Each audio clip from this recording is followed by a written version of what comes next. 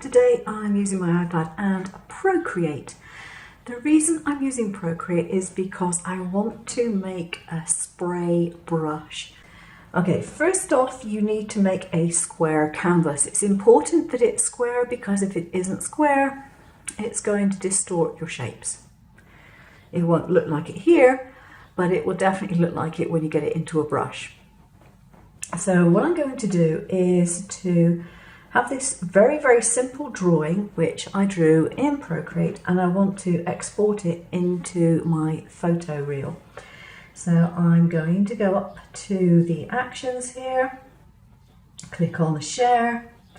I want this to export as a PNG, so it's got a transparent background and it's exporting it, and I want to save it to my images.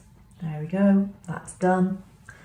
Now, because I don't want to confuse anything, I'm going to delete this layer and start from fresh. So we have the brush symbol, so tap on that. And I want to put a new brush in my Create in Spain folder, so I click on that, and then I add the plus button.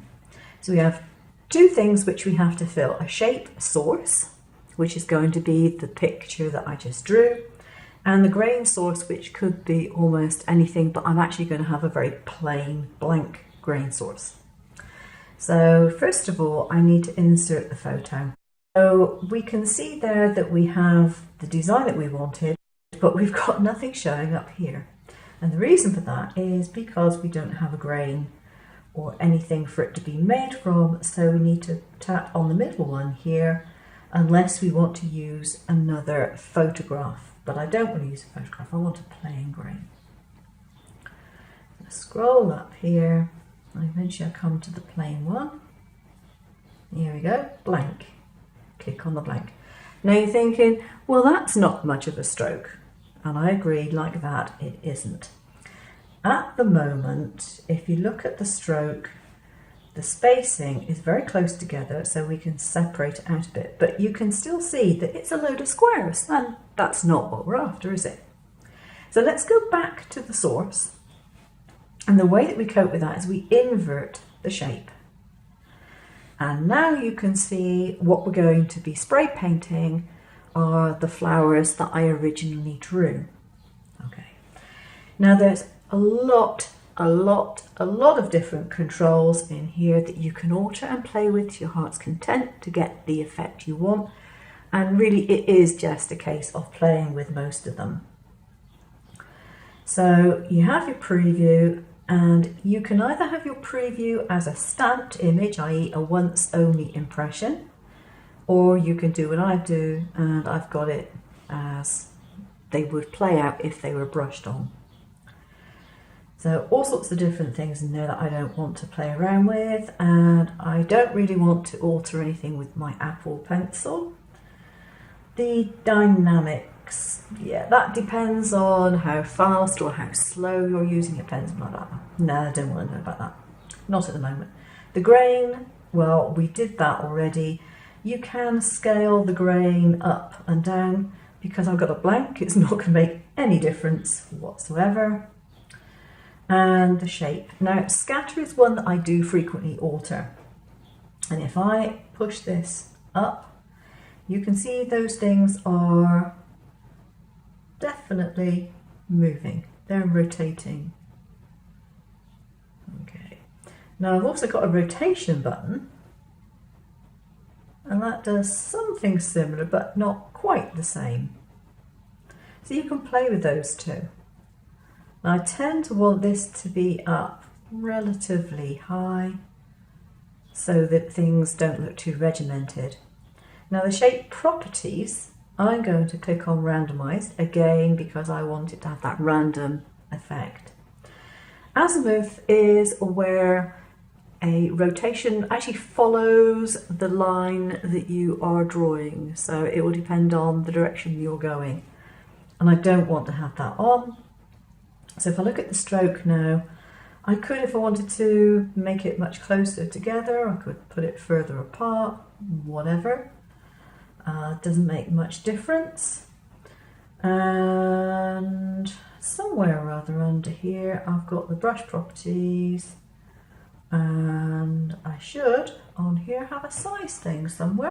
Probably due to whatever changes they've made in the software, it does happen to exist. It just happened to be hidden because this bit was showing and the bottom part of the box was not. So when you're looking at the new version of Procreate, and it could be because I've got my iPad around in landscape mode rather than portrait, it didn't appear to be there. If you're just seeing this bit, brush behavior and brush properties, and you're seeing this and you're not seeing the size, scroll up and you'll find it. Right, okay, so the size limits are enormous. You can make them really big or you can make them small. It's just how big it will go if you want it to, basically. So yeah. And you can set the minimum size as well. So my minimum size might be 43% of what I originally wanted it to be drawn at. And you can set your opacity limits as well, and I'm not interested in setting those. So if I use my stroke now, you see, you get this sort of thing. Now, this is really, really handy if you want to print off backgrounds for card making or whatever. You can do an awful lot of designing very, very quickly without a problem. But you're saying, well, it's all green, you've lost the colour, I don't want it all one colour. There's a fix for that, and a really, really, really, really easy one you're going to be glad to hear. Okay, so go to the layers, okay, and there's a couple of different ways of doing this. If you just want to mess around with it just the once and you're not going to want to alter it later on, you just want to just do it and be done, then you can tap on this and you can go to Alpha Lock. Now what Alpha Lock will do is lock all the areas which do not have brush marks over them at the moment. So in my particular case, I've got a white background. If I change that to a dark one, okay, so everything that hasn't got that dark background or the white background, whichever colour I set it to, that is going to be able to be painted over or drawn over, whatever. It will be masked so that all those flowers and things can be painted over. So the great news is that you can go to your standard painting brushes and you can change the colour to whatever you want to colour. And if I decide I want to colour in this flower here, it will only colour in what I'm going over, which has already got the paint on it. It won't go over the background white colour. Right, so I've now got my own brush, which okay, that'll do. I could get carried away with just tapping these things on. And if I go to the layers again and add another layer, I can tap on this one and then you get a clipping mask. Now a clipping mask gives you a little arrow that goes down to the layer below. You can add more than one of them if you want to. But what a clipping mask allows you to do is the same thing as the alpha, but it keeps it on a separate layer and it doesn't actually affect what you have previously drawn. So if I come in here now and go for purple, and I'm going to go in with another load of flowers, like that, you don't see the whole flower, you only see the bit that overlays on the previous flowers and leaves. If I change this again and I go for, I don't know, let's go for just a painting brush and go for orange,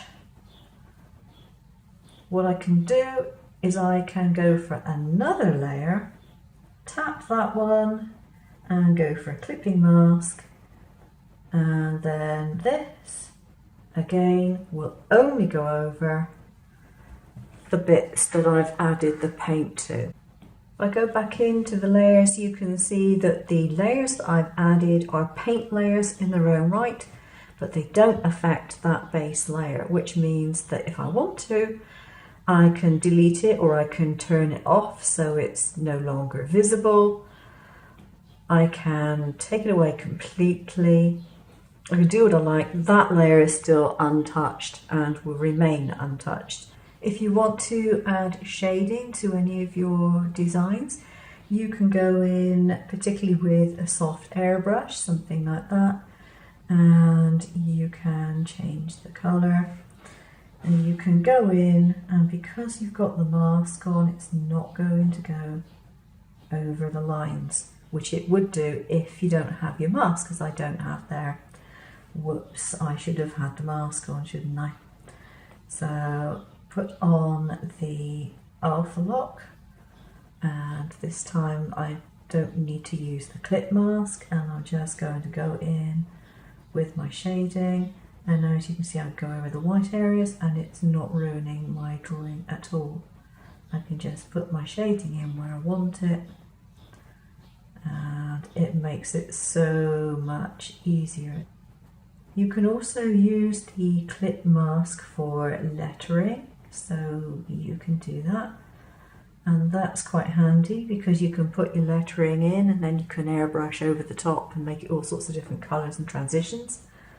And so I could play for hours with this. So I hope you found that useful. I will see you again soon. Take care now. Bye bye.